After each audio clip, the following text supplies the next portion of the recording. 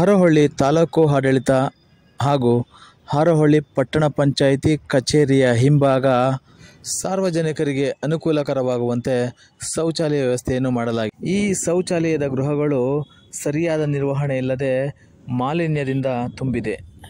ಹಾರೋಹಳ್ಳಿ ಪಟ್ಟಣ ಪಂಚಾಯಿತಿಯು ಪ್ರತಿ ಶುಕ್ರವಾರ ಪಟ್ಟಣವನ್ನು ಶುಚಿ ಮಾಡುವ ಕಾರ್ಯಕ್ರಮವನ್ನು ಹಮ್ಮಿಕೊಂಡಿದೆ.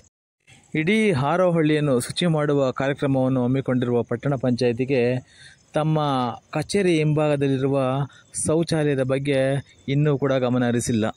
ತಾಲೂಕು ಕಚೇರಿಯ ಕೆಲಸ ಕಾರ್ಯಗಳಿಗೆ ಬರುವ ಜನರು ಈ ದುರ್ನಾತವನ್ನು ಕುಡಿಯುವ ಪರಿಸ್ಥಿತಿ ಎದುರಾಗಿದೆ. ಇಲ್ಲಿ ಚಿತ್ರದಲ್ಲಿ ಫಿಟ್ ಗುಂಡಿಯನ್ನು ಗಮನಿಸಬಹುದು. ಫಿಟ್ ಗುಂಡಿಗೆ ಸರಿಯಾದ ರೀತಿಯಲ್ಲಿ ಹೊದಿಕೆಯನ್ನು ಕೂಡ ಮಾಡಿಲ್ಲ.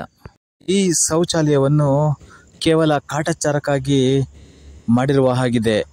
ಇಲ್ಲಿ ಯಾರಾದರೂ ಬಿದ್ದರೆ ಅದಕ್ಕೆ ಯಾರು ಜವಾಬ್ದಾರಿ?